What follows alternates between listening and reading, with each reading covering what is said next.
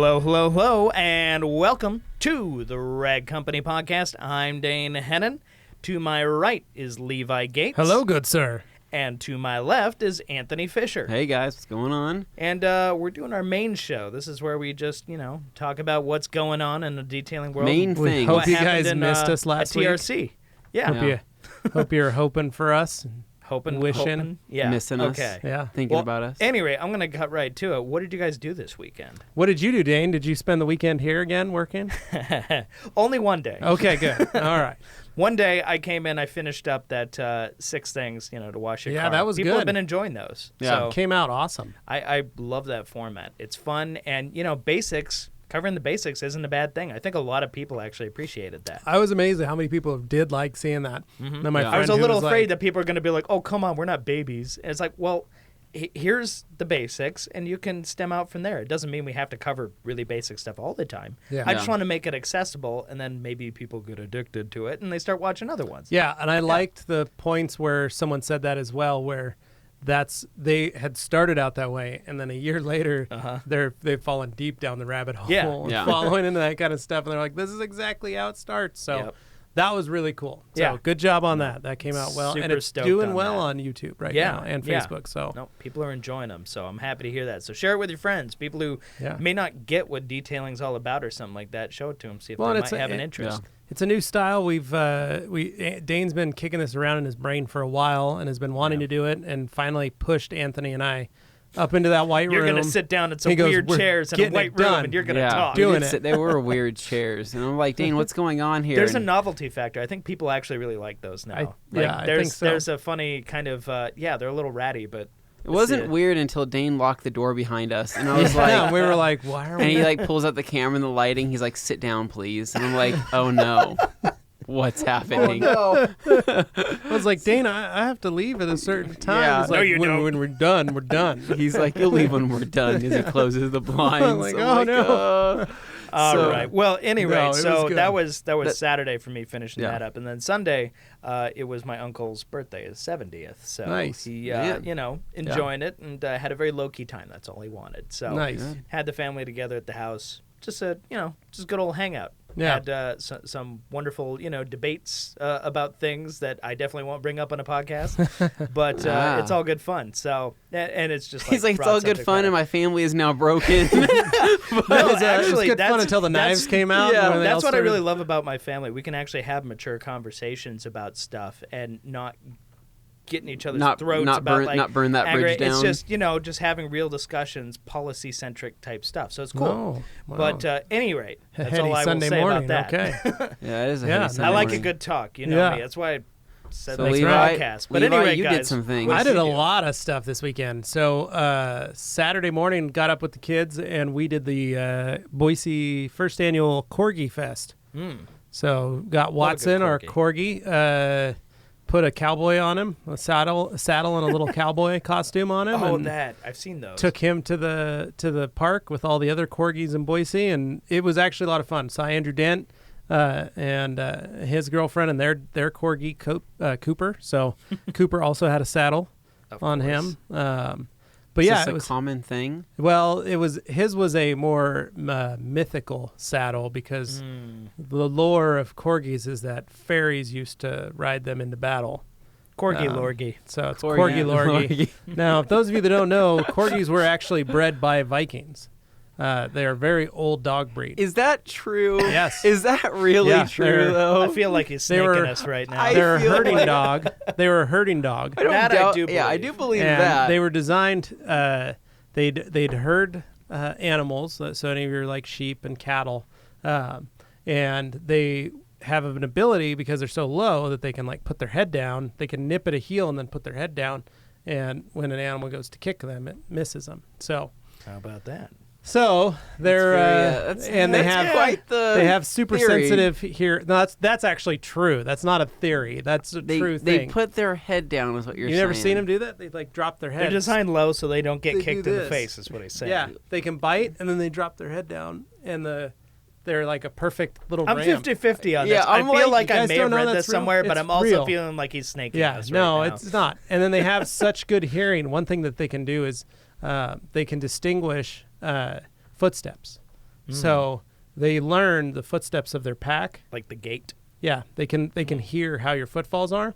So that makes them really great watchdogs because if it's family, they don't bark. But if it's an intruder, they'll bark because they hear that there's something odd. So that's kind of a fun little fact about Corgis. It was great because I had a Corgi growing up, and that was the best thing because he never got me in trouble when I came home late. Oh, that's nice. Because he never barked at me. He knew what was up. But if somebody else was with me and they walked down my driveway first, that doesn't work. He'd start barking. So anyway, but Corgi Festival was a blast. Our dog made it into the Statesman, the Idaho Statesman newspaper, and was on KTVB, Channel 7, so the news, so NBC. So that was cool for the Corgi Festival because he's a photogenic dog. So. He is. He's pretty young too. He's like a newbie. He's 8 months old. Yeah. So, so that was a lot of fun. The kids had a blast. They were so excited for that. Then we went up camping. We went the entire summer without camping. And honestly, we've been traveling a lot, so it's been kind of hard. Yeah. So my wife was like, school starts today. Mm-hmm. We need to camp this weekend before school starts. Like, we have to get this done. We have to check it off the list for summer things. Yeah. And like I said, my kids are small. They're 7 and 4. So we thought, well, let's just do a quick overnighter. In the backyard. No. Dude, when I was a kid, that was my favorite. Yeah, so fun. So going forward, I can do that. But there's always, everybody that I've ever talked to with kids that same age say they've tried the backyard first, and it never works because the kids just want to go inside. Yeah. So my screens are in there. Yeah, exactly. Yeah. So if you take them out and away from make it, then it's like, oh, this is what we're doing. You're in the wilderness. They get a little. It's a little easier for them to understand. So, I thought, well, let's just run up the hill. We'll hit a campsite up the hill close to the house, no problem. So we drive up. We hit this one campground. It's totally booked. Head up to the next campground called 10 Mile. Totally booked. Yeah. Head up to the next campground, Bad Bear. Totally booked. Now, most of these campgrounds are first come, first serve. Bad Bear sounds like a biker saloon. Yeah, kind of does. But anyway, the next one after that is Edna Creek. And that's one that my family has gone to for years. Oh, That's kind of the family favorite. But it's realistically, it's the farthest away from the house, like almost an hour. Mm-hmm. It's midway between Idaho City and Lowman. Okay, yeah. So so I tell my wife at the last campground, I'm like, there's Edna Creek. And she's like, Edna Creek. And I was going to say, somebody's going to say something. She's like, it's, how far away is it? I was like, oh, it's like another 6 miles up the hill. Yeah. And she's like, well, we got to do something because these kids are going to, they're going to lose it. They're already, stressed out because we've gone through 3 campsites and nothing's available.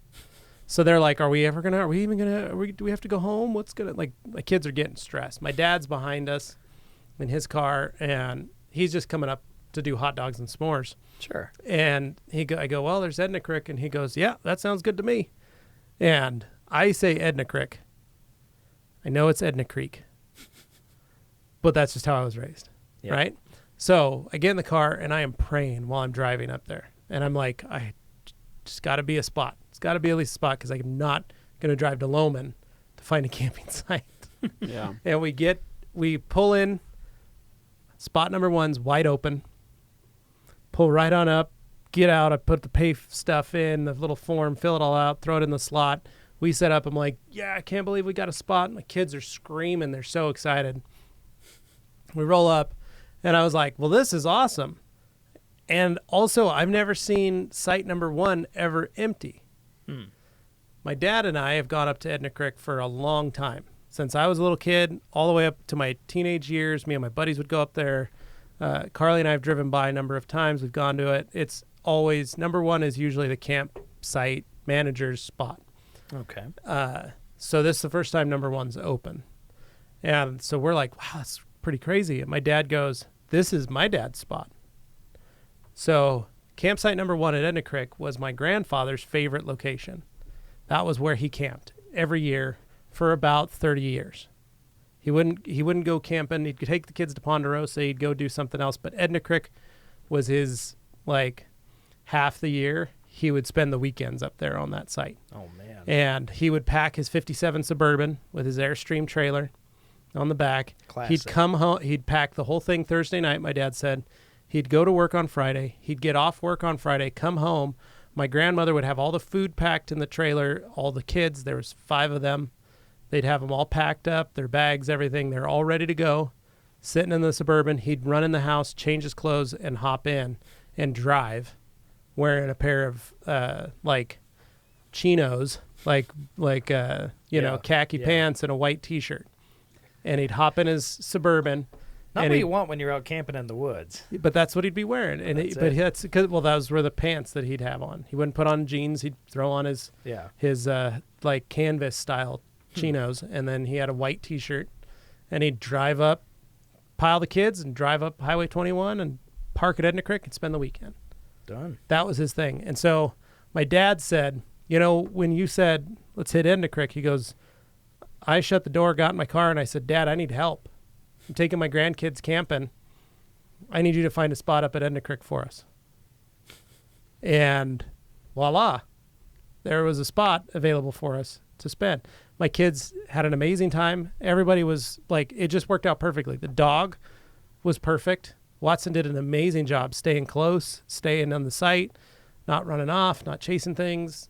Slept in the tent fine. Kids slept in the tent fine. That's always good. Everything went great. They had a blast. They didn't complain. They didn't whine. They didn't, like, my kids were, it was, easiest way to describe it is that site was blessed. It was unusually good. Because normally you don't hear those stories. Yeah, like it was perfect. It was, and it's weird to think about. And when we got home, then we came home early in the morning. It was fine. Spent Sunday morning just chilling out, hanging out, washing clothes and sleeping bags and everything. Yeah. But I got in the shower and I thought about it. And I'm sorry if I'm dragging on, but this is just something that at some point in my life, like maybe I've become more susceptible and understanding. But I was sitting in the shower and I had a shower thought. What if 60 years from now, because my dad said, this is the very first spot, this is the spot I first went camping. My dad's 64 years old. Mm-hmm. My son's 4 years old. Mm-hmm. That was the spot for his first time camping. What if 60 years from now, Augie is a grandpa taking his grandkids camping, and they go to Edna Creek and they go to that spot? Like, how insane would that, like, right? I mean, that's crazy. Yeah. It's powerful and it's weird, and it goes back to like when I was saying when I was in that church, and it's a stand ye in holy places. Like, my family has had an impact on that spot for 4 generations now. Now you have to do it. Like, that's weird, right? Like, that's it. And so, like, I guess I got too deep in my brain where I just start thinking about this stuff and how amazing it could be. But all in all, it was really great weekend. The kids had a blast. It was awesome. And it was the best it possibly could be. Well, that's wonderful. Now I need to figure out how to make camping easier because I had to take 2 cars up. Yeah. We had to take the Elantra, which, by the way, one of you guys needs to drive it up 21. I dare say it will rival the Miata and the Evo. I'm serious. That car, No. as soon as I get my rear strut bar on the back, Yeah. and maybe get some decograms, some Kona decograms Wait, on there. I know what he needs to do. He needs to join us for autocross. I'm Yeah. serious. Yeah. I like that little car was amazing on that. I was like, God damn, I love this little thing driving that road. It was just me in the car. Well, I mean, had I all the can't blame gear. you. It was probably fun. It was great. Yeah. Carly was behind me in the Camry, looking in the rearview mirror, watching the Camry in sport mode, just cruising down the hill behind me. Oh, man. That's funny. But no. So anyway, I need to figure out. I need a trailer, like a camping trailer that I can attach to the back of the Camry. Baby Airstream. Yeah. Or I need like just for camping because it was like just gear. It was just like a tent, chairs, like a tote with stuff. Well, honestly, if you do yourself a Couldn't fit it all in the back of the Camry.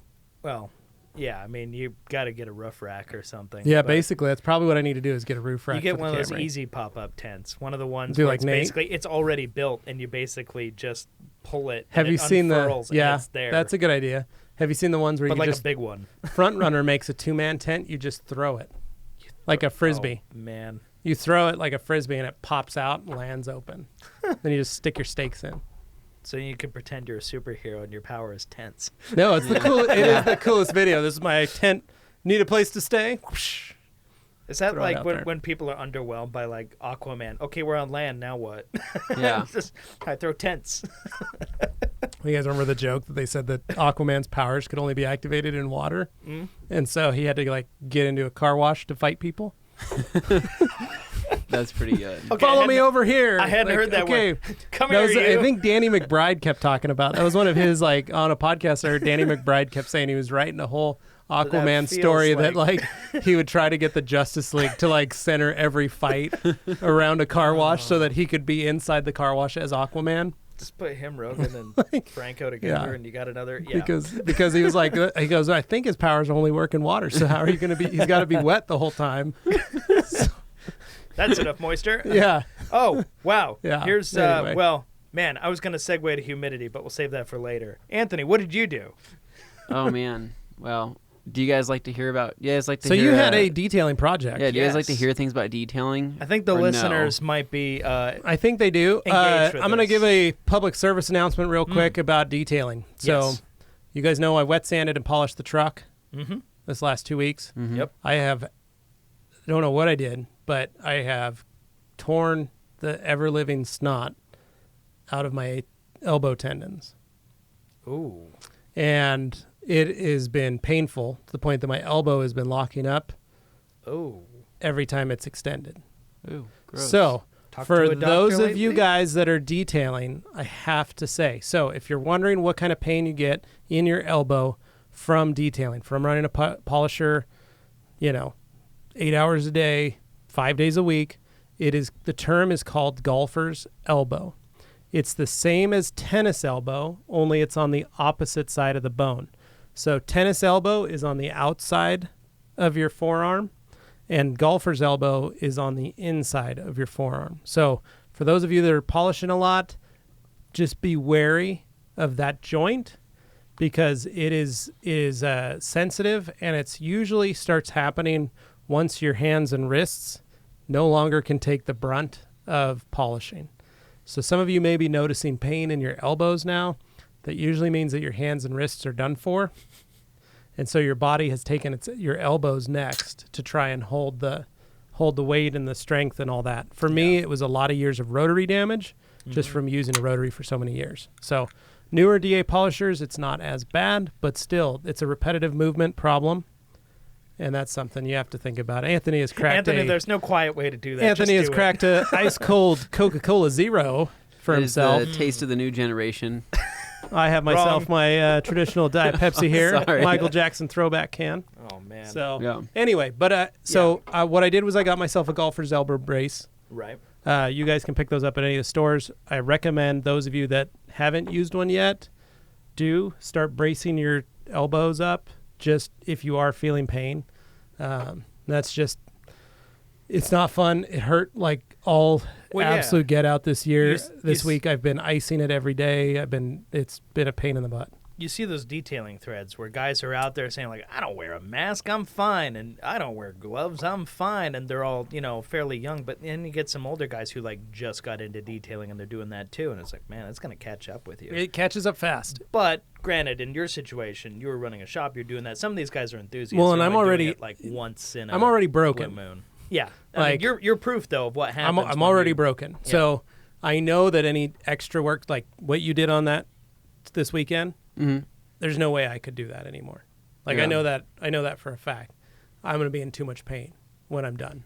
Well, we need to So- get you like a little thing of like cortisone, and just like inject yourself That's what I need. every couple hours, and just people be like, "That's really overdoing it, Levi," and you're like, "Don't tell me what's overdoing it. This is what needs to This be is done." an entire year's I think you dose have an at once. addiction. Sad- You don't know addiction. The sad point is I can't do that anymore. No. I've had too many cortisone shots in my elbows and shoulders. Oh man. So yeah. I can't. It's down to surgery at this You point. actually have you thought about taking fish oils? Like literally, I do, but I throw them up because I'm allergic to fish and shellfish, Oh, and man. chondroitin is a byproduct of shellfish. And so, yes. Because basically, That's unfortunate. That's the thing, because fish Yeah. oils are actually one of the number one It's a great joint yeah. health products that you can take. And if you actually start taking them now, it'll help wonders, especially... I started taking them 6 years ago, but I just got sick so Yeah. much every time I took it that I that's stopped really taking it because it just made me sick all the time. unfortunate. So if you don't have the same problem that Levi has, start taking them. Yes, They're really great. I would recommend those of you that have that two to 4 pills a day. And even if you're not, if you've been Good to detailing go. and you're running a shop and you've been doing it for the last 5 years, do it just as a preventative. Keep your joints loose because Yeah. that stuff hurts. Anyway, all right. Sorry. That was all I needed to say. So now we can talk about what Yeah. would destroy Okay, you. so this is going to be a long one. So sit back, crack open a drink, do what you got to do. Go to the bathroom, preferably now. Are we stopping for a break today or no break today? Do you No want to break s- today? we're not Tim's gonna not break here. this. Okay, break no, it we're up. not breaking today. So no, we'll talk about a new towel here a little bit after what we're doing. Do a so live read. basically, so if you guys saw the Instagram post that I had made on the Rag Company Instagram, or even on the Rag Company's Facebook story post, you'll kind of see what I did over the weekend.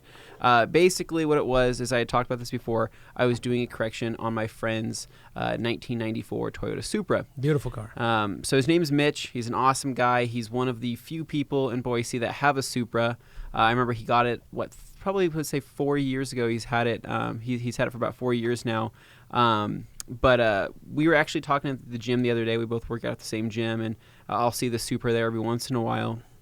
And he came up to me and started asking about microfiber, started asking me how work was going and what he needs to get set up for detailing products. So we kind of start briefly going over everything, and then about halfway through, I said, "Well, let's go check out the car. I haven't seen it in a while. Let's go kind of look at the paint and see what you're working with." And we go out there, and I'm looking at it. I'm like, "Oh man, this is pretty rough." And he's like, "Well, I'm actually probably going to get a respray here within the next year. I want to save up 10, 15 grand to go get a decent respray."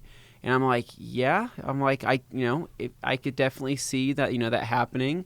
But then I asked him, I'm like, "Well, what's the deal with the paint right now? This is an original." And he's like, "No, this is a respray that's currently on here because the back quarter panel was hit in an accident and they had to completely replace that rear quarter, and then the whole thing was resprayed again with more black."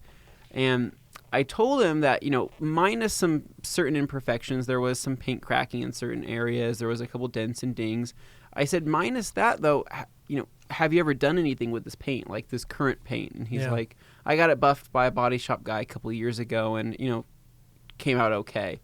And I'm looking at it because I've done it was a couple of years ago. I did a trade for some Civic wheels where I did that Acura Integra that was a black single stage, and it came out amazing. And I was like, night and I was like, black, you can make it change. You can make it change quite a bit. And I was kind of looking it over, and I kind of got the wild thought in my head, and I said, "Well, hey, you should probably try to get this corrected before you try to go with a respray." And he was like, "Well, what's that mean?" So I kind of explained to him the whole benefits of paint correction, polishing, coating, and all like that. And I just told him that there's a pretty good chance that this could be saved, and you may want to reconsider getting a respray after that, or at least if it buys you some time, right? Yeah. At least maybe you can save up a couple more years. Well, and if for he does a decent coating, paint job. it gives him a couple more years of life. At And least. that's kind of how I worded it. And he was like, "Okay, well, that's really interesting." And he asked me, he's like, "Are you pretty experienced with this?" And I said, "Oh, yeah, I do it. I'm doing it on YouTube videos and stuff." And I gave him some other shop recommendations as well, though, because we were busy. We were traveling. This was about 3 months ago, and we were in the middle of doing all this traveling. And I told him, "Dude, I'm going to be in and out. I'm not going to be good to go for another 3 months or so." And he was like, "That's fine. I'll wait. I want you to do it." And I'm like, "Dang, okay." Well, I now have a full-on detail job here. So I told him, "All right, give me a couple months and we'll get to this." So this last weekend, I had it in my garage for the first time, and that was when I did rock chip repair. Yeah. I told him if I'm going to be going through the whole coating process and really going balls to the wall on this correction, that I'd like to start off with the cleanest slate possible. So he brought it in, did a full wash on it, went over the whole car with an IPA wipe down, and then I did rock chip repair for about 3 hours. I was sitting there. It was tedious. It was not the most fun I've And ever it was had. hot. It was hot. It was 107 degrees in my garage, whatever it was, and it was kind of miserable. But I did it because it needed to be done, and I knew that it was going to make a big difference because there was a lot of areas where there were certain ships that started rusting over.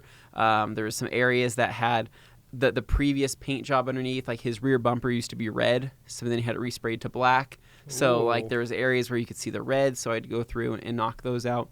But I spent some time, got that done. He ended up taking it home for the week, and I told him to bring it back to me this following weekend for the actual correction. So to start things off, I told him, don't set your expectations too high, but I want you to know that it's going to be looking a lot better than what it is.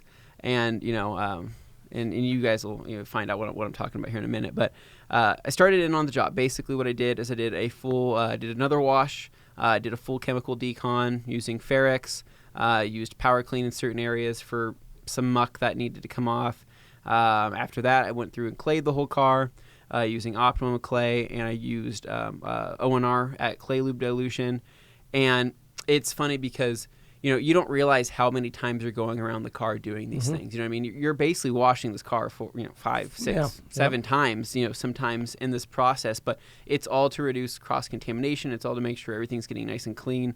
But one of the biggest helpful items that I had there, so whenever I'm clay barring, right, it's one of those things to where, back in the day, I'd be using a spray bottle and be spraying, and the spray bottle is really inconsistent with the coverage that I would get, right? I have to spray, and hope that I'm getting even coverage, or set my little, adjuster on there to get a nice, a nice mist.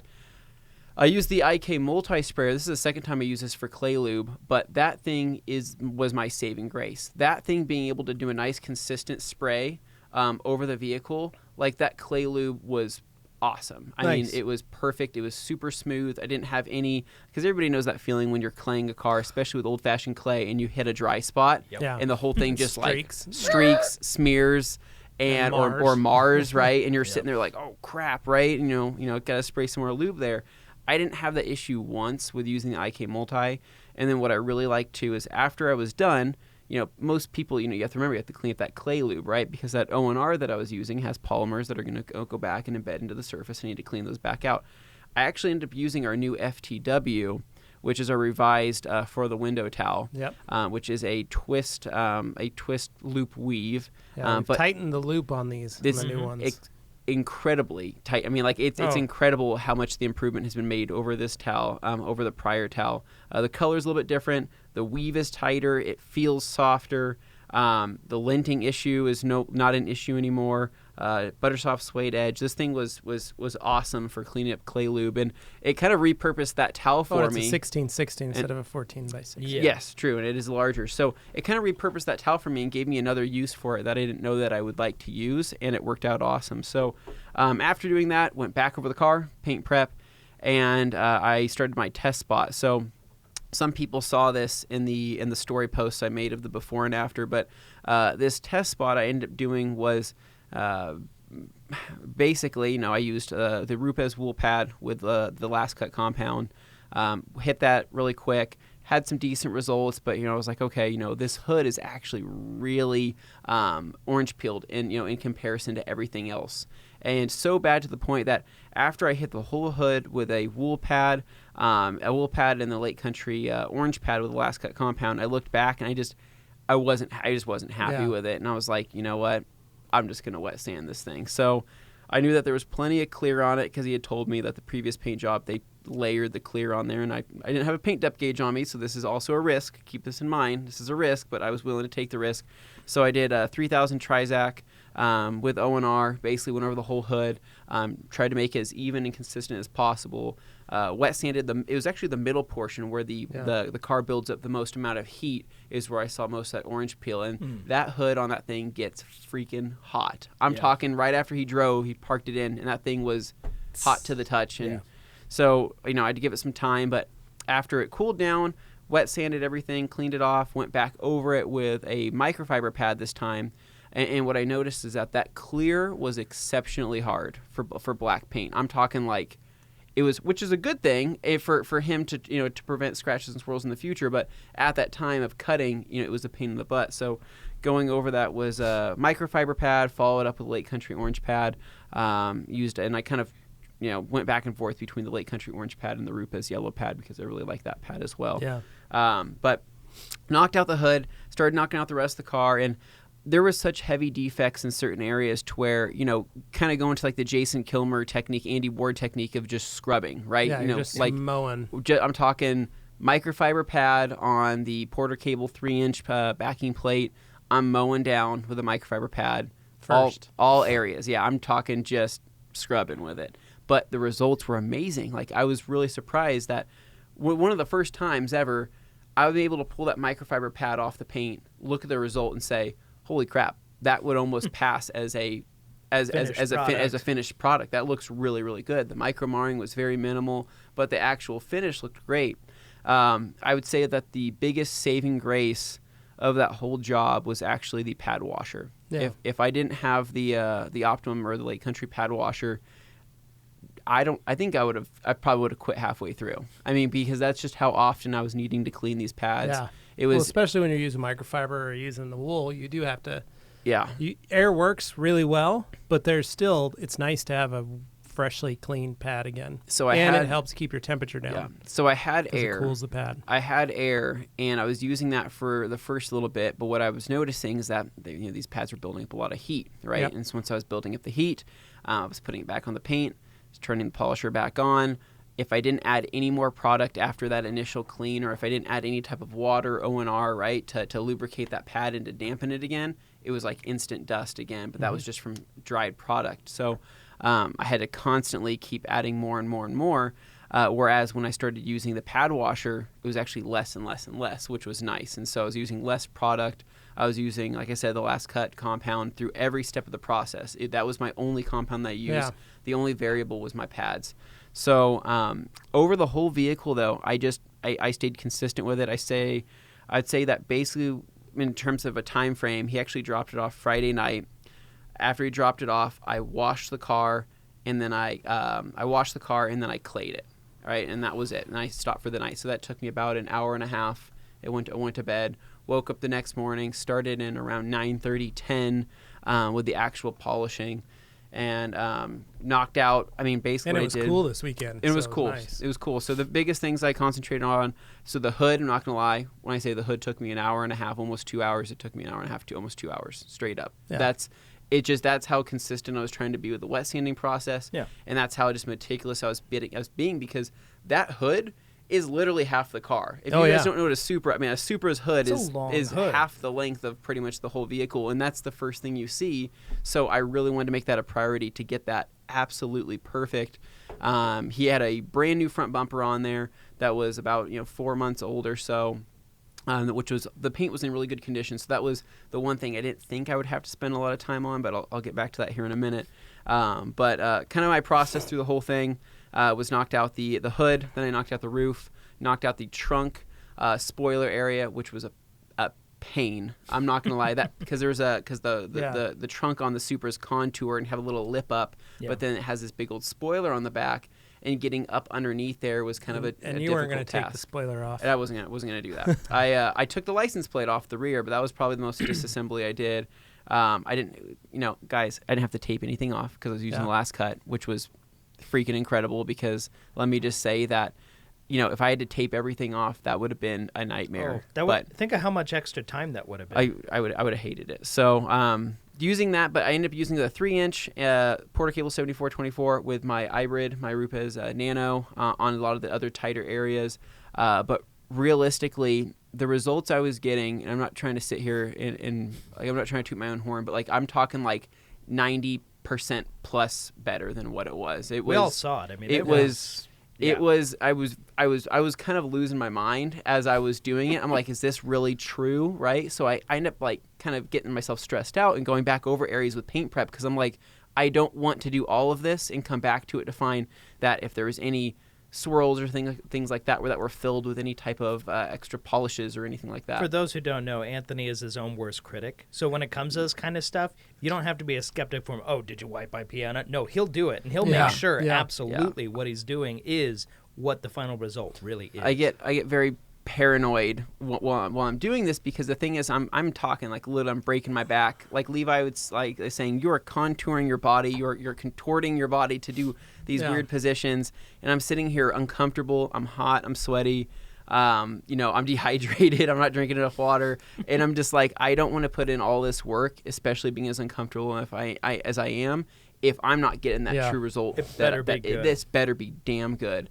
So after finishing all Anthony, that, I would have hired you to come work for me. Oh, thank you. But Your inner yeah, YouTube commenters just there going, So, but yeah, so, and the thing is everything that was going on with this car, everybody, tries to put things in terms of, was it a one step? Was it a two step? That's not a measurable thing. It was I did as many steps as it took to get that paint looking. And also, you were doing this good. Mostly for a friend. So I was doing this for a friend. It's hard to say that, like, if you were doing this as if I would have been doing it for him, like, I probably would have charged him for a two-step and coded it, because I probably would have looked at it and thought, oh, that's all it needs. Yeah. But I would have been hating myself for charging him so little. Yeah, yeah. Because I would have been like, I should have, this is turning into a 3 or 4 step process. Yeah. By the way, I didn't know we'd have to wet sand the hood. I didn't know we'd have to. Yeah, just to ballpark it for people, because I know there's people who always wonder, like, what does something like that cost? You see these comments all the time. So for what you did, just for a traditional detail, obviously it differs by market, but in our market, what do you think that would fall into? I mean, well, thereabouts? most people, I would say what most people are doing, one step in coatings, depending on the company that they're going through the coating with, or unless they're doing their own thing, right? You'll see anywhere from a starting price of a really basic one step of $400 plus. You'll see getting into a nicer correction at $800 plus, and then you got the nicer step, you got $1,200 plus, and then you got your above and beyond $2,000 plus job. I just wanted to stress it for the people who are like, $200, that's a lot for, I started low, and I started saying the $400 plus, because you have those guys that'll hit, I can coat your car, right? And then they go out there and then they one step it with a black pad in some type of. I can see the badness, but now I can't correct it. Thanks. Yeah, so there's people out there that will coat cars for cheap. And everybody's view of perfect is different. Yeah. So there are some people that extremely high, but there's some people that would look at it and go like, yeah, it looks great. You did a one step on it, polished it, called it good. The average person doesn't looks way see better. half the stuff that we see. Right. But Anthony is a unique individual, because your bike is still the cleanest motorcycle I've ever seen in my entire life. Immaculate. Of detailing. With 22,000 miles on it, and I ride the bike black, that's a lot. and I ride 22,000 miles on it, and it is living hell out of it, and it looks brand new. Yeah, it's crazy. It's absolutely crazy. I think you have a problem and you're insane. I think black could be your best friend or your worst enemy. But in this case, though, I to give you a number, I don't know, worked, because but you got a lot of that out. Right? I mean, I got most of it out, and I couldn't believe it. I was sitting there like scratching my head, thinking, not only was this clear hard, but it was just the combination of everything working in my favor at that time, right? And I know that I've preached talking about how much I like the last cut, right? It was not just that. It was the combination of everything else. It was, it was just, I happened to be getting the right arm speed down. I happened to be getting the right speed setting down. There was just all these things that were playing in my favor that I was just like, thank God that this is happening, right? Because this would have been a nightmare if this wouldn't have been going according to plan. But I knocked out all the top areas of the vehicle first. Like I said, this was not a 1-2 step. Got a lot of compound all over your watch, too. This was like there you go. This was like a 4-5 step. I mean, it was keep going until it's good. And so knocked out the whole tops of the vehicle first. Started working on the sides, and then my biggest holdup was actually at the very end. I was finishing up on the front bumper. So the front bumper is about 4 or 5 months old. I asked him, I said, hey, this should be old enough. It should have had enough time to gas out to where I can, polish it out and get it looking good to match everything else. And he said, absolutely, go for it. So I get on the front bumper. I sit down. I start examining it with the scan grip lighting. And from the body shop, if you guys know how to, in body shops, when you respray something, this is often going on a rack, right? Especially a front bumper, right? Yeah. So after they spray it, they go to rotary it, right? And they go to clean it up and get most of the major swirls, whatever, out, right? Because of the way the bumper sits, right? Your sides of your bumper have your most movement, to where they actually can't rotary that to get a solid correction or to clean it up. Yeah. So the front of the bumper was pristine. It looked awesome. Looked great. It was a simple pass with a one-step orange pad. Called it good. The sides of the bumpers were freaking like hammered, right? And I'm sitting there like, okay, let's go ahead and start working on this. Microfiber pad, the last cut compound. I sat there. I did 2 passes, pad wash, 3 passes, pad washed, 4 passes, 5 passes, 6 passes. Holy cow. And I look at it, swirls are still so bad. How and I'm deep sitting do they here, go? I'm like, how bad are these, right? And I'm sitting here like, is it under the clear? How could these be so bad? And it was finally, I started using more O&R to lubricate. Basically, I was supplementing O&R onto the vehicle itself to provide more lubrication. And it was once I started doing that and started with a brand new microfiber pad again, pulled another one out for the 3-inch, bam, it finally started working, right? And it started correcting. It started looking awesome. But it was one of those where I sat there for far too long doing that. And that was probably one of my biggest holdups. But that raises a question. How much of that was just you happened to reach that point, and how much of that was, I started using O&R and now it worked? Yeah, and it was tough to say. It was, and that's the thing, because I asked him too, because I said, how much clear did you put on this? He's like, dude, I asked him to put a ton of clear on here. I'm like, well, that's good, but that was the one difficult portion of it. But so anyways, got through all of that though, looked awesome. It was just that clear was particularly hard on that front bumper as well. But rest of the car looked awesome. Went back over everything, did a paint prep wipe down, and of course, like I said before, part of me is a little nervous, right? Because I go to paint prep, right? I'm like, what's this going to look like? You're skeptical. Like, please let this be as perfect as I would imagine, right? And let me reiterate that TLC doesn't have any fillers, right? But there's so many different variables there that could, change the way my final outcome is, right? Whether it's the O&R I'm spraying on the surface, whether it's whatever. So when I went for the paint prep, being able to see that perfect finish after I was done was like, I was so happy. I was just so worth it. And I was like, thank God this is it. This is the final look before we gloss coat it. So pulled out the gloss coat, went over the whole vehicle with gloss coat, and waited about, after I finished with that, waited about, it was close to 2 hours is what it was. And then I put OptiSeal on right before he got there. And so basically I would say I started around 10 a.m. polishing. I was done around 5:30, 6 o'clock. Probably about 5:30. Cleaned it up, had the car coated by 6, and then right around 8 is when I put the OptiSeal on. Basically, I just let it sit in the garage. He's like, hey, I'm on my way back over. I said, okay. Pulled out the OptiSeal, went over the whole car in 10 minutes, wiped everything down. He showed up right as the sun was coming down, right? It was Perfect like lighting, that perfect lighting. He shows awesome. up. Dude, he lost his mind. Like, he could not believe it. And he was thinking respray as he was driving up, and then he sees it. He pulls up, and he's like, dude, I don't know what to say. This is the best it's ever, like, there's no comparison. This is the best it's ever looked, probably ever in its lifetime. And this is a respray of and there's still all these defects and imperfections, but he's like, this is amazing. And I kind of went over everything with him, told him the whole process. I was honest with him. I said, hey, I wet sanded your hood. And he's like, oh, thank God. I was hoping you were going to do that. And I was like, yeah, I spent some extra time doing that. But he was like, I can't believe I was considering a respray. I didn't know that this was possible. He's like, this is a lot of people absolutely don't.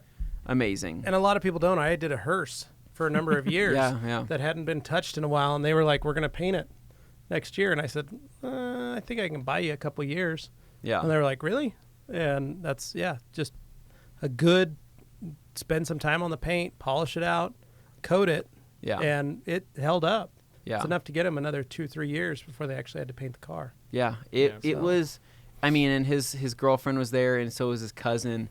And they were like, I can't believe that this is a thing, that this is possible to do. Yeah, because it's amazing, right? When people are like so confused by that. They didn't understand what's hiding underneath. And it's like showing them all the before, because that's the thing. They see this car every day. And Mitch, he had the best intentions. I asked him, how are you washing this? How have you been taking care of it? And he said he was always doing the 2-bucket wash method. And then I had the Meguiar's quick wax that I always sprayed on it after I was done. And so I said, hey man, you had the right intentions.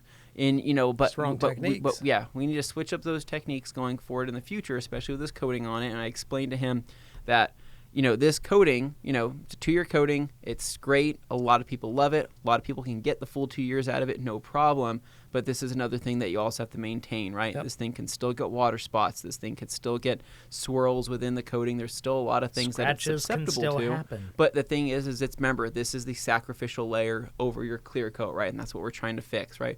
This car, and I told him, this car can be repolished again and again and again. Yep. There's that much clear on it. I know it can. And I said, don't let that worry you. The thing that you just need to know is proper maintenance and proper care. Yeah, and who knows? In 2 years, if let's say he takes perfect care of it, maybe 3 years from now, all you have to do is one step it and coat it again. Yeah.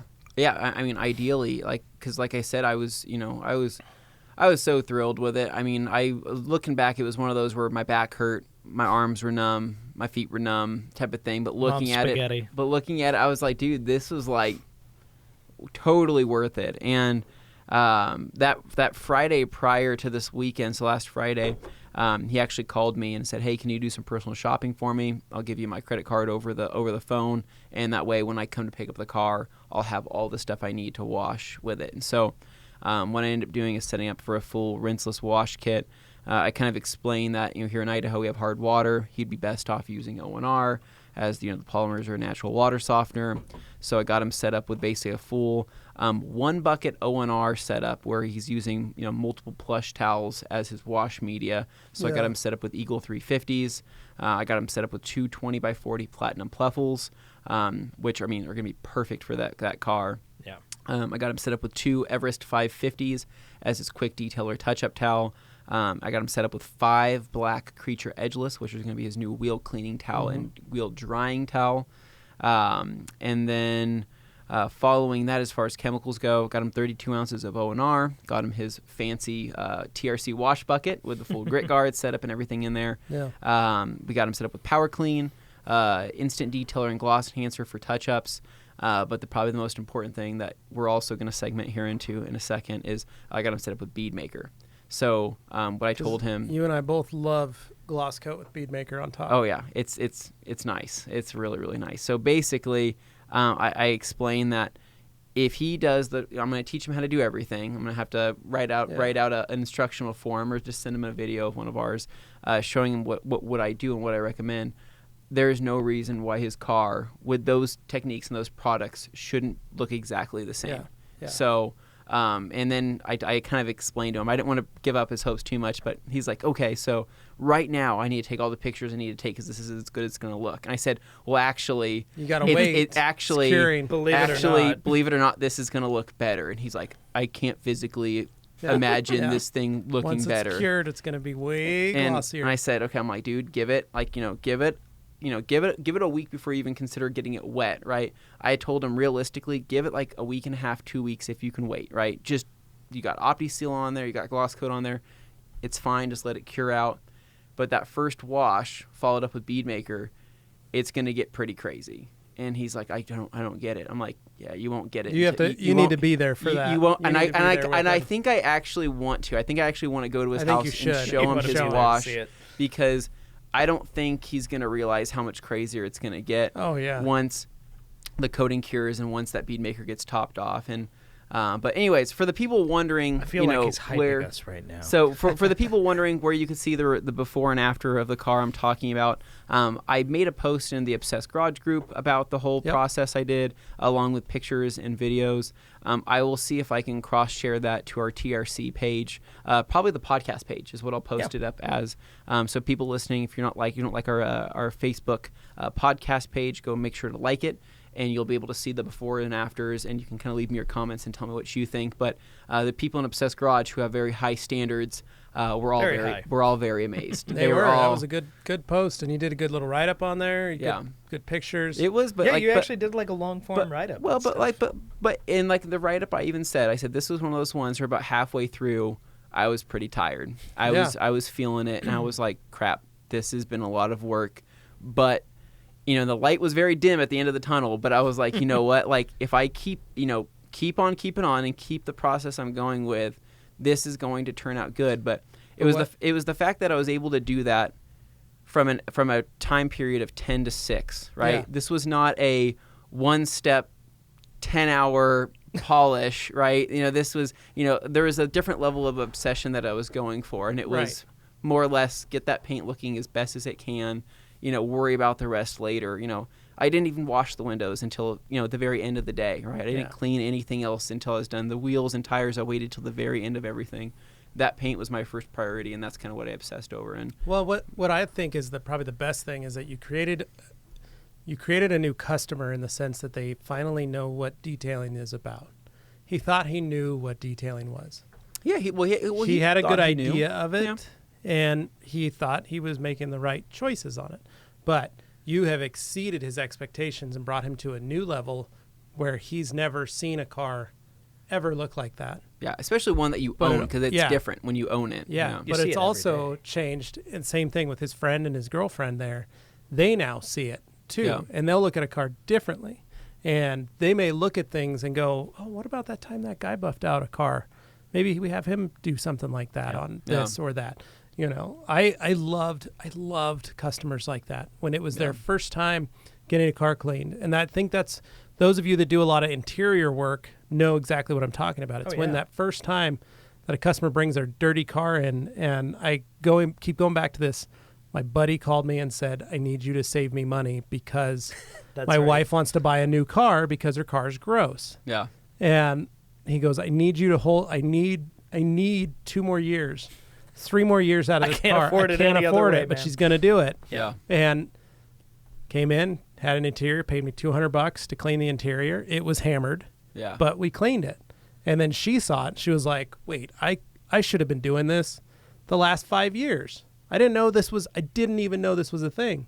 And now she's like, I saw him this last weekend, and she's like, oh, I called Matt. Got to get my car in to see him. Like, right on. Her new car, by the way. Yeah. Because it held him over for another couple years. They brought it in every year, got it detailed. She was happy. She could live with it. But it's teaching them this next level, that this is what is attainable with a vehicle. Yeah. And I think that's one of the things that in detailing all of us try and uphold is that, we're magicians in a way because we can do that. Yeah. We can change the look of a car. Yeah. That's also why so many people are drawn to it, because of the what's the term? The satisfaction that you get at the gratification, instant gratification. Oh yeah. You changed something. You took that car from where it was and you brought it to this next level. You did that in your garage. You were trying to hold yourself to a different standard. Yeah. Yeah. But as a magician, you made those swirls and that dirt disappear. Literally, but you made that change, which is that is what brings people to detailing. Yeah. That is what people find satisfactory in it. That's what they satisfying. So my roommate stopped by, and he saw me what I was working on, and he was like, dude, cool car. You mean He's your like, roommate came home? Came home. So Stopping by. He doesn't ever grab some stuff out of my bedroom. He doesn't ever come in the garage. Like, that's not his place. Like, he knows that is not his domain. He's not allowed in there. He doesn't pay rent for that spot. He doesn't pay rent for that spot. So he basically just walked in, and he was just like, what's going on in here, right? And so he sees his car, and he saw at the very beginning stages, and he's like, dude, I don't get what you do. And because he told me, he's like, how much money can you make off of something like this? And I told him, and he's like, I don't believe that. How can you make that much money off of this? I'm like, and he was like, what are you doing? And I explained to him the polishing thing, because he knows I'm all about detailing. He knows what I do for work and things like that. But he has I've never put it into the layman's terms for him. He still thinks you're a freak. He's like, I don't understand. What are you putting on the vehicle to make it look different? I said, I'm not really putting on, it's what I'm taking off. And I said, it's kind of like your skin, right? You grab a loofah and you scrub off your old dead skin, your old dry skin, and what do you have underneath there? You have some new, fresh, nice skin right underneath. And he was like, well, yeah, but paint's not just like skin. And I said, well, it is. It's porous like skin. It has those layers. And he's like, it's got dead layers, basically. He's like, I'm gonna come back and I'm gonna see this in a little bit. He came back after did that test spot, and he saw the difference between the fender and the hood, and he's like, I can't believe this. He's like, well, what do you do after that, right? So he came back every hour or so just to see, well, what's different now? Oh my gosh, this is different, this is different. And he's like, and you can do this on pretty much any car? And I'm like, Pretty You're like, much. Yeah, Levi did it on his $800 truck in his driveway the other day. And I'm like, this is a thing. Now but it's a $1,500 truck. It's the shiniest little red truck you've ever seen. But I do want to give a shout out though to Rupes USA, Dylan. I put my Mark II 15, my that you 15, built, my the LHR hand-built 15, Mark All II. Day Anthony special. I put that thing to work, and that was awesome. I actually ended up using all of my machines. I ended up using the 21 Mark II, the 15 Mark II, the Porter cable, the 3-inch, and the hybrid. I used everything, but it was everything that kind of had its own purpose, right? Like the 21 was what I used on the hood, but the 15, nice big panel. yeah, nice big panel. Supra is a large car. But the 15 was just, it was money. On everything else, it was ripping. It felt good. It was ripping and a tearing. I actually really liked the Rupes wool pads. If you haven't checked those out yet, give those a try. Wool is nothing new, but it's a different twist on things in comparison to what everybody's been pushing so much the last few years between foam and microfiber. Well, it's microfiber generates heat. Yes. And wool runs cooler. And it absolutely was running cooler. Their wool pads are a little different. Well, there's work because I didn't have anywhere near as much shedding as I've seen with like our other purple pads and whatnot. It's everywhere. But it was great because I used the All Day Anthony air compressor 2.0 solution package, and so having my compressed air with that 100-foot hose, tell you what, dude, your shop is massive. You need that 100-foot hose. So it was great though, get to the car. Basically, like I had that around me, so using that consistently to blow things off, around like a weapons belt or something, like a bolero belt. I wish. I actually in his neighbor's driveway. Yeah. Put all your hose in your neighbor's driveway, and then sorry, Bob. Sorry, dude. Please don't run over that. But those were the items I used. I was really happy with the way the last cut played with wool. I absolutely it's awesome. That's what I used on the truck. It was great. Loved the way that finished out. Last cut on the Rupes wool. But yeah, guys, that was it. It was extremely worth it. I would absolutely do it again. I would probably say the biggest struggle outside of the things I mentioned were actually where I was actually driving, pulling the car in and out because he dropped it off, right? So I had to move cars around. I had to play shuffle, with getting the Evo moved and the Supra moved around. So that Supra is 600 horsepower, right? Yeah. It's got a Exetti twin on it, which is basically the clutch is either engaged or it isn't. There's no fluttering. It's on or it's off type of thing. So starting it up, basically you have to give it a couple of revs to get the idle, the actuator, set at idle, give it enough fuel. But basically pulling the thing out, you guys know I have an incline on my driveway. Mm-hmm. Pulling it out was one thing, and backing it out, pretty simple. It just rolls, right? And I just rolled it out. Getting it back up that hill, right? It was about jumping it through the garage. So yeah, I'm sitting there on my incline thinking, okay, Anthony, I've never killed a car outside of my own doing a burnout cars. in your driveway, trying to pull into the garage because you can't get in. I'm one of those people. I don't flames out the back. I don't kill cars, right? I know I'm pretty good with everything with the clutch. I've only ever killed my own vehicles, but this car, I'm sitting there trying to feather the clutch, trying to feather the gas, just not working, right? It was either on or it was off. Car's rolling backwards, pull the e-brake up, trying to kind of feather it to, to release the e-brake and get back up this hill. Basically, that car is so rev happy, surprisingly rev happy, right? So I hit launch control a couple times on accident, right? And it was just like, I'm not trying to, that's how much this was kind of stressing me out because I'm like, I need to get it up this hill. So I ended up just backing it all the way down. Got a running start at it. You must have a lighter flywheel too, because then. It was basically like it wanted to freaking go. Like I can't even imagine if I were to dump that clutch, that thing would have just hooked and just taken off through my house. It would have gone into the cornfield next door. So it was kind of stressful, but I even told him after, I'm like, dude, he's like, honestly, man, I'm surprised you got up your driveway. I could barely get up your driveway. The other day when I was leaving your house, I killed it right in front of your house. And I was like, yeah, dude, it's a little bit more difficult, but felt a little better. But that's kind of how it worked out. So I'm excited for him to try Bead Maker, and then that's where I kind of want to segment into our next conversation, talking about Bead Maker, because I think he's going to really like it. And I hope a lot of people out there that have been using it have really liked it. But we need to address a couple things. Let's talk about Bead Maker. So first off, we're just going to get it out of here. Bead Maker is a spray sealant, and it can be used as a drying aid. But Correct. you guys have to put a full coat of Bead Maker on the surface first. Mm-hmm. So you will dry the car off like normal with a towel, Yep. and then you will spray Bead Maker all over everything. And you will spray a lot of Bead Maker on the surface. In a non-humid area, you will spray a lot of Bead Maker. You may go through half your bottle Yeah. the first time. And then you'll literally spray it on the towel too, and you will wipe it on and wipe it off, and that's it.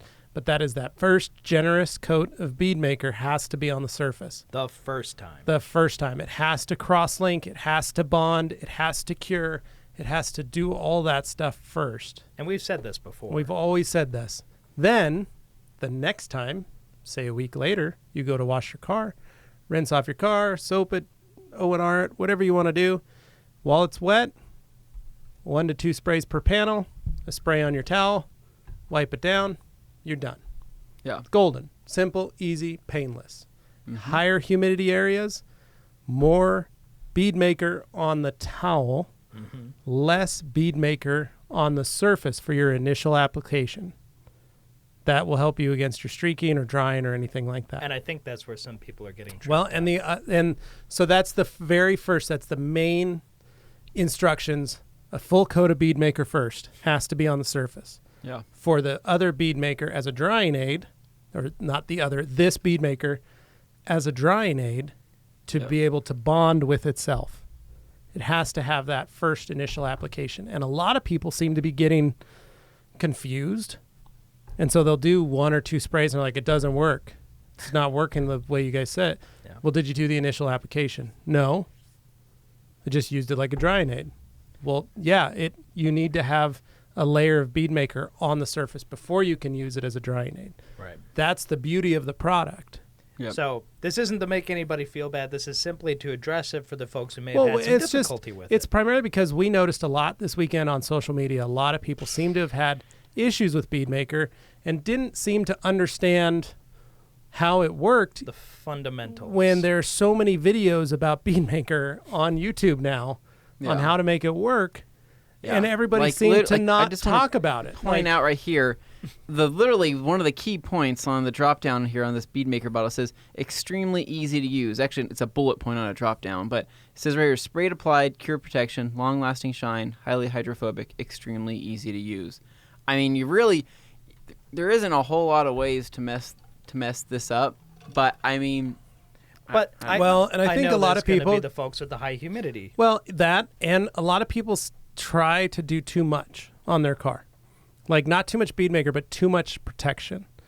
You know, we had a customer that called and said that he had 4 or 5 different products on the surface. Yeah, he had. And that he was had another three, thing I'd heard. He Yeah. had And 3 they were different things. all, and you guys got to remember, going back, one of the things we've always talked about is, you know, when using a product and you use all products from the same chemical company or chemical family, they tend to play really well with each other. Mm-hmm. The problems come when you start mixing 2 different chemical companies together. That's one of the reasons we fell in love with Bead Maker, was that it played nicely with everything. Yeah. But it can play nicely with one other product. So let's say you put Colinite on the surface. Bead Maker will work just fine on top of Colinite. Let's say you put Gloss Coat on the surface. Bead Maker will work just fine on top of Gloss Coat. Say you put Inspiration, their coating, works just fine. Actually, the 2 work. That's how they're designed to work together. It works fine. You put a coat of wax on the surface and then you want to put this on, it'll work fine. The problem is when you're putting 4 or 5 different products together from 4 different companies on top of your clear coat, and then try putting Bead Maker on top of that. When all of those kind of act like a sandwich. Well, it's kind of like a lot going on. And maybe some of them are exposed and some of them aren't, and some are covered. It's not like a piece of cheese, a piece of cheese, a piece of cheese, a piece of meat, a piece of cheese kind of thing. It's maybe a piece of bread and then we're going to turn a piece of cheese this way, and then we're going to turn a piece of bread the other way, and then we're going to put a piece I of... think a better way to put it would be like making a kamikaze soda drink at your Okay, at we'll the use that gas one. station, right? The You put in graveyard. Mountain Dew, Diet Pepsi, Dr. Pepper, all these different things, right? You're going to have a hard time tasting This one. tastes terrible. Yeah, this is not going to taste Why like can't any I one of those taste things. beautiful It's Diet gonna Pepsi be, in this? It's going to be such a blend of everything to where you're not going to get like the full benefit of any individual one of those things. So, when it comes to mixing and matching, there's a lot of products you can kind of do that with and get away with. Detail sprays typically you can get away with, but you're actually using a sealant at this point, so there is a little bit more room for error. Now, I wanted to bring up so one of our local customers here, right? His name's Cam. Really awesome guy. Cam, shout out on the podcast. Shout out. I know you're listening to this right now. Notification squad, where are you at? But he lives here in Boise. He's been listening to our podcast. He follows all of our stuff, and he picked up Bead Maker a week or two ago, and he ended up using it on his black Ford Fusion. And he had said that he had some issues with it. There was some streaking, right? Yeah. And I'm like, well, that's kind of strange, right? I'm like, well, send me some pictures. So he sent me some pictures, and I kind of can see it in the pictures. I'm like, hey, man, how about you bring it in? Let's play with some stuff. Especially because he's local. I know you're local, and I know that, you'd probably like to come hang out anyway. So and you're in our... for us, we were looking at it as some of the problems we've had is humidity. And PNS has said... Apply it on the towel. More product on the towel, less on the car. Fixes it, yes. Fixes it. So that's why we were so confused, because we're like, this is our temperature climate. Yeah. We don't ever have an issue with it. Bring it in, because we we've need got to see. black hoods in the garage we do this on, and they're fine. So something's different. So Cam came in, we talked about it, and he's like, well, let's go. I'll show you what I'm talking about. So brought his car over to the side. I did an O1R wash on it, cleaned everything off, and I kind of had like a nice base layer there. So what I did first, before I did anything, I grabbed some Bead Maker, sprayed it on the surface, wiped it off, and I could kind of see what he was talking about. There was like like you can see like almost like a smear, ghosting, right? Like a ghosting. And I was like, okay, so I changed the towel up, applied a little bit more product to see if I could kind of level it out. And if I applied some product on the towel and hit that area that ghosted, right, I could actually remove that area and it leveled it out to where it looked good. But I was really just curious as why would that do that spraying and wiping rather than spraying on the towel? What's the difference? So what we ended up doing is I did a paint prep on his entire hood, cleaned everything off, grabbed Bead Maker, and then I also had Instant Detail and Gloss Enhancer in this other bottle, and I wanted to see the difference between the two. Both of the products were doing that. Not only Bead Maker was doing that, but Instant Detail and Gloss Enhancer was also leaving that kind of that ghosting effect on the hood. And I was like, dude, I've never seen this before in this particular case with a hood that's been cleaned off properly. And I asked him, what was on the car prior, and I think he said he had used a wax of some sort on the car. He said he had something on there. And I said, something's just not setting right. Yep. And that's when Levi was coming back from lunch, and I said, hey, come check this out. Yep. So you walked over, and what do you do? Well, one, right off the bat, I could tell the hood had been repainted. Yeah. And there was a ton of water spots in the hood. And there was texture on the hood that right off the bat, I was like, well, there's something on it. There's something different. There's something that's causing this to interfere. Yeah. So like you said, you had paint prepped it already. I said this should be pretty good to go. There shouldn't be anything on it. But I just felt the paint. It just didn't feel there was something stopping it. And so what we did was I ended up just pulling out my polisher and used a wool pad, a wool Rupes pad with a last cut, knocked down half of his hood with that, cut out that first layer, was able to pull some of the etched in water spots. There was just a lot of, I don't want to say this, but there was a lot of junk in the paint. Yeah. It was dirty paint. And that could be because it hadn't been cleaned or clayed or Brush job. He had bought the car used at the dealership, and I said it's pretty normal. They do respray hoods and front bumpers at a lot of dealerships. Yeah. And this could just be a poor quality paint job. Not saying that the paint job was bad, it just wasn't finished. So compounded the hood, polished it, and once we polished it, we hit it with paint prep again. We did half the hood, sprayed Bead Maker on it, no problems. Didn't have that issue anymore. Went back to the other side where we had left it, sprayed it again, same thing. It was doing it, but on the polished and compounded and polished side, it was fine. So whatever there was on the surface, we had removed when we compounded and polished it. And Beadmaker was able to interact very well. And he had stated, he's like, I've never polished this. I've never cut it. I've just tried to keep it nice. And we started walking down the car, and I noticed other spots where the car had been repainted. And I said, he was a little surprised as to how this car could have gotten that. And I said, well, my guess is it probably was a rental and had some damage. So they painted those spots, and then they sent it to the dealership, where the dealership bought it that way, painted a couple spots, and put it back up for sale. Good as new. Nothing wrong with the car other than that it might have had, just some driving And behind once again, it, some miles the behind average it. person doesn't necessarily care No. about these sorts of things. They're not looking out for that sort of stuff. But somebody with the in-tune detailer's eyes and mind will notice this Right. stuff. And he was wondering, he's like, how do you know it's a respray? And I said, honestly, bud, it's 20 years of staring at paint. It just stands out. I see it, and it's weird. And I watch people wash a car when soap's falling down it. I can tell where there's dirt and where there isn't. I can see spots they missed. And that's just from seeing something for so many years. And that's, I can teach it. Yeah. But it's Anthony didn't notice that that it had been resprayed, Yeah. and you've got a good eye. But Yeah. I walked down and was like, oh, it's been repainted. Let me see. I mean, There's something. you have the benefit of years and years of experience on top of anything here I have. Well, yeah, but it was the fact that there was something else contaminating the paint that was causing the product not to work. And so, but we just figured it out. And he's planning on buying a polisher. He wants to take the time and polish it out. And he was like, okay, cool. Okay, so now at least I know what I can do to get it out. And I was like, there you go. Yeah, I was like, you could pay to have somebody do it, and then you could keep up on it. Or he's like, no, I'm going to buy myself a polisher and do it myself. So what we're getting at is we can't account for every variable, but if something's off, then there's probably a reason for it. There's a lot of variables to using any product, though, and we want to stress that. And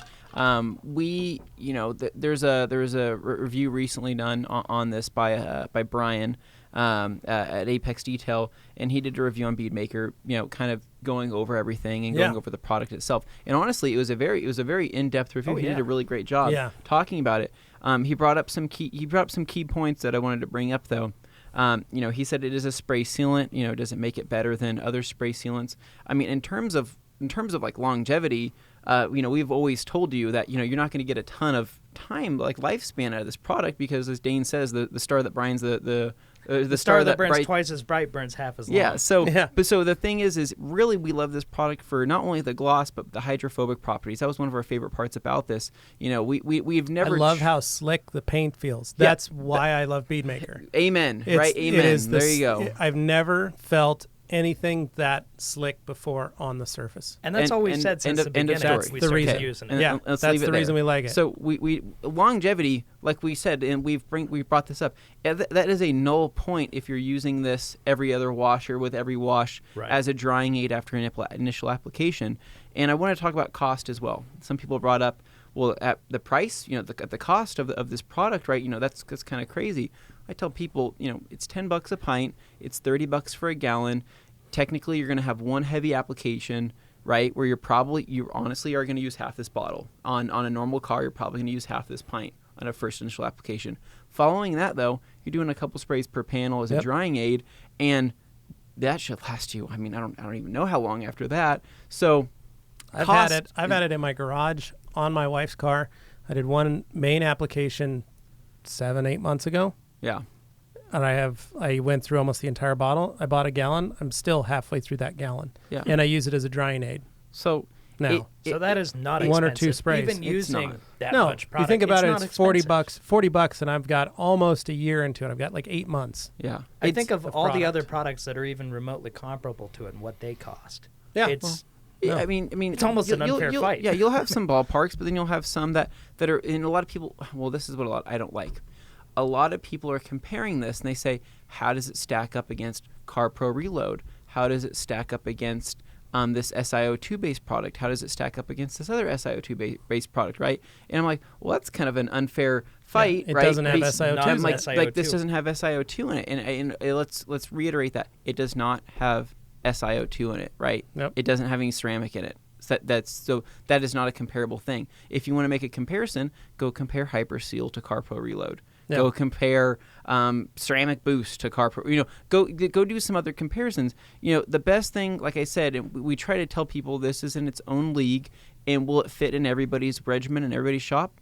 Maybe not, right? Yeah. If you're doing maintenance washes where you need longevity out of that car for months, then top it with a ceramic topper. Like OptiSeal or this Hyperseal is or something this is like going that. to fit more with the weekly quick wash. This is going to work great for the hobbyist. This is going to work great for a person that is solely taking care of his or own vehicles. Or if you're detailing, if you have a detail shop, it's cheap enough to buy, put it in your shop, sell it to your customer as their own maintenance product. Yeah, or as a wash and wax. There are many most people that go in for a wash and wax, right?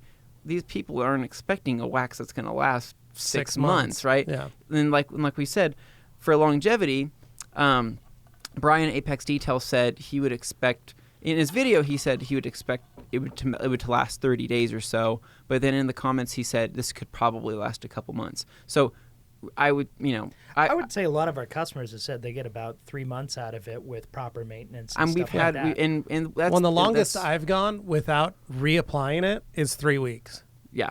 And it's still slippery at 3 weeks, but that's me not washing my car for 3 weeks. Right. Correct. And I want other people to know this too. So you may have one person's opinion, and this is another thing I want to point out. Our opinion, right, is just one opinion of many, right? So don't take one opinion and roll with it, right, and say this is the end-all, be-all. But at the other instant, don't take another person's opinion and let that be the end-all, be-all. Try to mix and blend those together collectively, because this right here, everybody's saying with Beadmaker that, in terms of longevity, they want longevity, right? Well, if we say 3 months and one singular person says it lasts, let's just say 30 days, right? We have collectively established that 3-month time period from everybody that has come to us with reviews or feedback. Just us saying that. It's what our customers also the chemist. It's also from the chemist. So now that singular person, I don't know how many people are reporting their review of Beadmaker to that singular person reviewing something. I don't know why they would, but let's just say they got a couple feedback, responses, and somebody said 30 days, a month and a half, 2 months, right?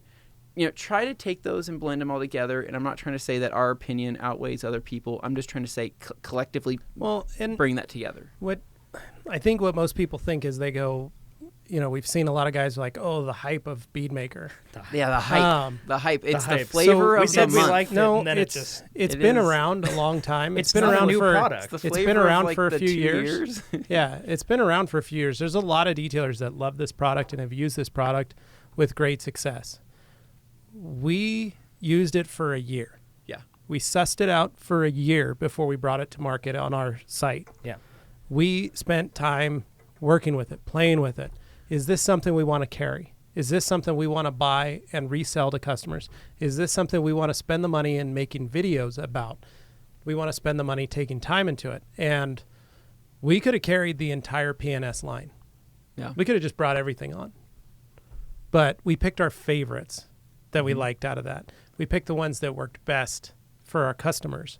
Yeah. We picked what we thought worked the best. And in all honesty, guys, that's kind of the beauty of the rag company is we pick what we think is going to work the best for our customers. Yeah. And that is professional detailers to do-it-yourselfers to maybe the first time. I bought a bottle of Beadmaker for my nephew for his 16th birthday for his new truck. He's got a Jeep. Mm-hmm. Yeah. Just a Grand Cherokee that's white.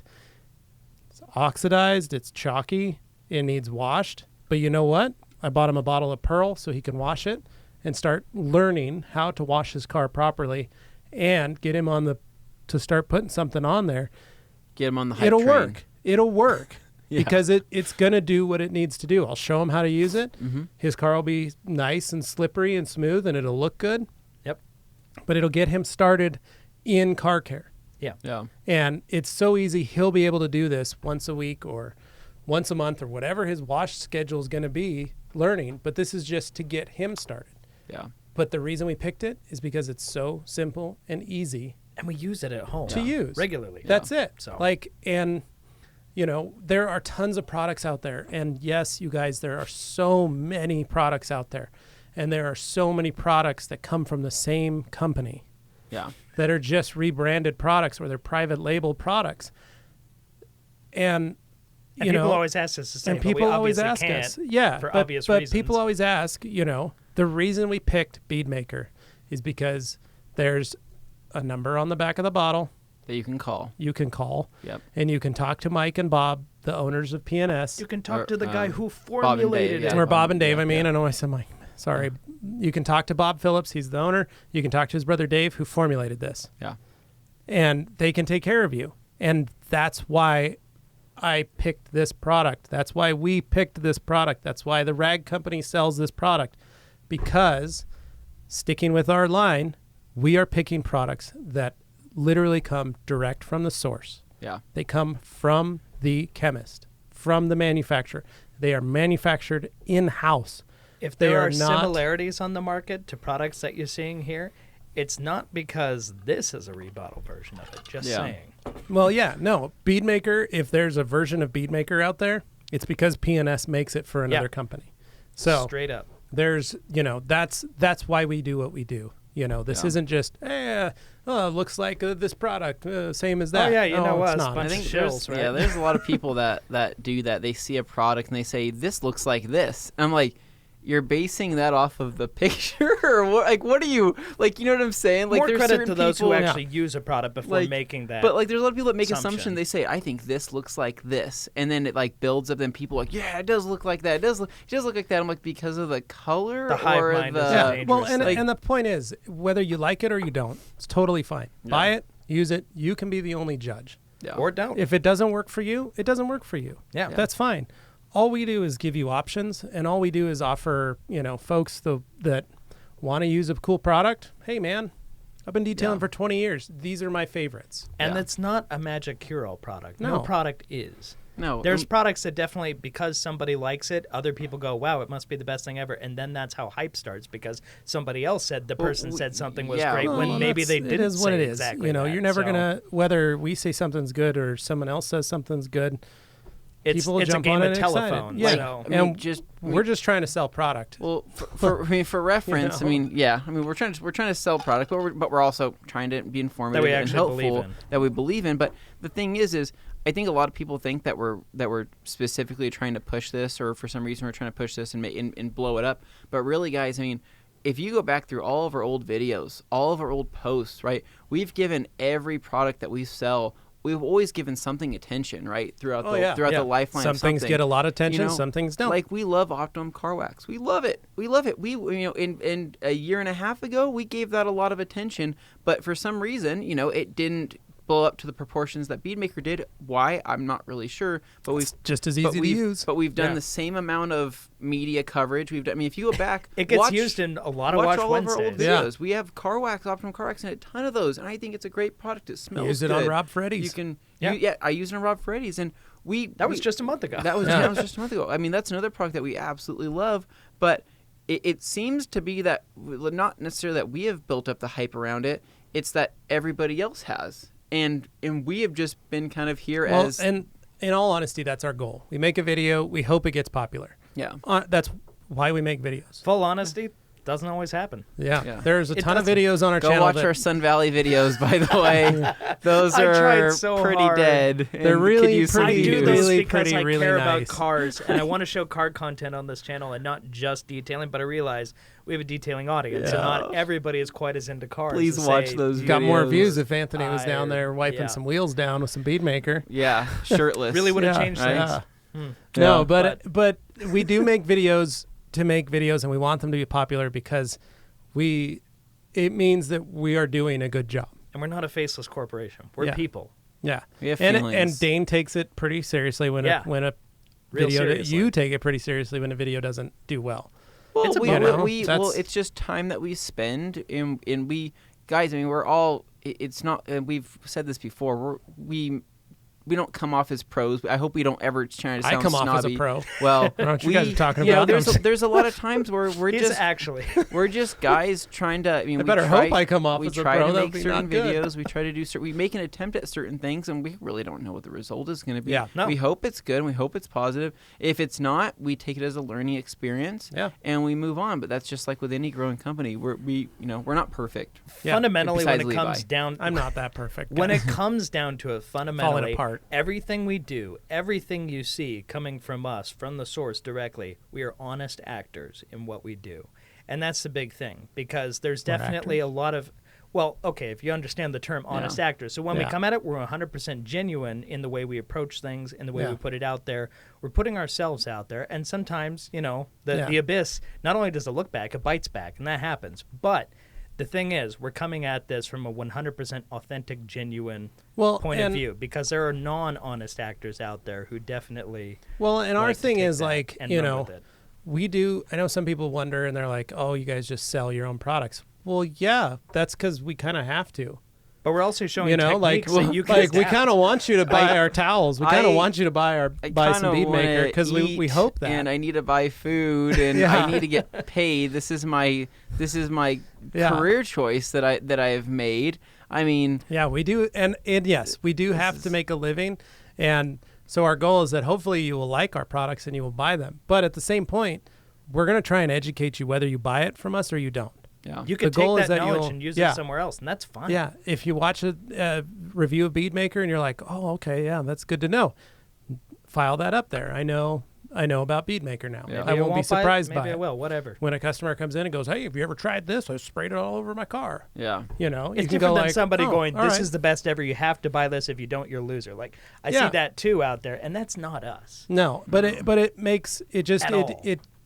we're just trying to educate. Yeah. Whether you Gosh, listen to yeah, us or not, we're just trying to educate, and that's Yeah. what we hope for. And like we said, first few videos of Bead Maker, we explained how to apply it, how to use it, how it works. And for some reason, there are people out there still that have seen those videos and still don't understand how Bead Maker works. And I'll say that video So- where Matt uses it, literally, you guys said, oh, we should go show Matt Bead Maker. And I said, hold on, I'm getting a camera. That's literally what happened. Oh yeah, you I had to, grabbed the like, you camera, ran into just, your like, running office out and there, chased and- me down the hall. And everything you saw was exactly as it happened. Yep. Yeah. Yeah. He did drop that towel. Yeah. He did. So, yeah. So anyways, guys. So I mean, if you haven't checked out Bead Maker, you can check out some of the videos that we've done on it. If you're still curious about it, you can check out other people's videos. You can check out Brian's review that we talked about. Yeah. I feel like that was a pretty honest review. Some of the comments are kind of savage, but just try to look past that, or at least be understanding. Going forward, check out the new FTW revision. This is an awesome towel, still at an affordable price for glass cleaning. Yep. And so a lot of people like using this for glass. I loved using it for my clay lube cleanup towel. And there are customers that do buy that and use it for PPF. They do it for PPF, but also they'll use it for paint prep. Yeah.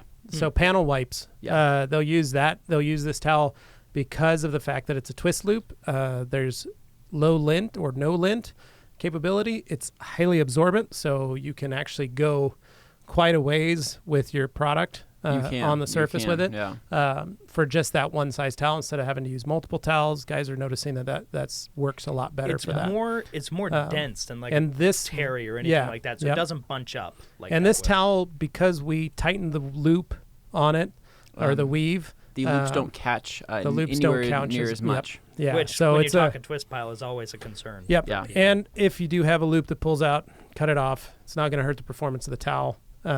It just doesn't look right. My But- biggest recommendation. People are like, "What do I use this towel for?" Like I said, clay lube, IPA wipe down, paint prep, glass cleaning. I Yep. think between those three different things, all three of those chemicals actually play well together. So Yep. you wouldn't have to worry about cross contamination on your towel. Honestly, you'd buy a bundle of these, which is I think there's 3 in a bundle, or 3 or 4. I can't remember what there is.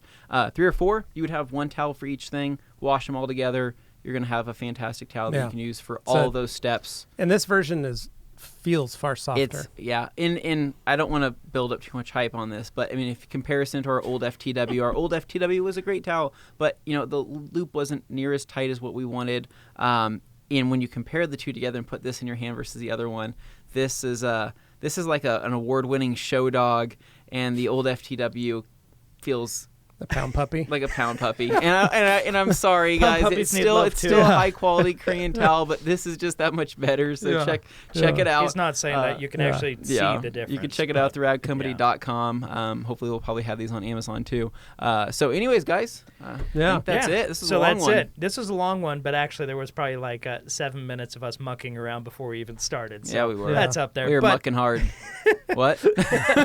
anyway, if you're watching this, you're probably Getting on the down Rag dirty. Company podcast channel, which, by the way, is not the Rag Company YouTube channel. It's the Rag Company podcast YouTube channel. So if you haven't subscribed to that Please and you're tell your listening to friends. this, hop on YouTube. Make sure you're in your account first, and then go subscribe. Yeah. It's fun to Please watch us. We subscribe. make faces, Yeah. stuff. So You anyway, can see all my wrinkles Oh, right, and stuff yeah. from, just you can see what our hair is up to today. so much Yeah. older. Not me. I'm feeling pretty young. Does your mom cut your hair? She does cut my hair. Christine is a saint. A saint. I'm just trying to get ahead of that one guy who always comments. Leave my hair Oh, man. alone. All right, guys. Well, thank you so much for listening to us ramble. I hope you enjoyed it. I hope As we always, made sense. there is another week just coming up next week. We'll have more for you then. So, Yep. thanks, guys. Take care. Peace Have a out. good one. See ya.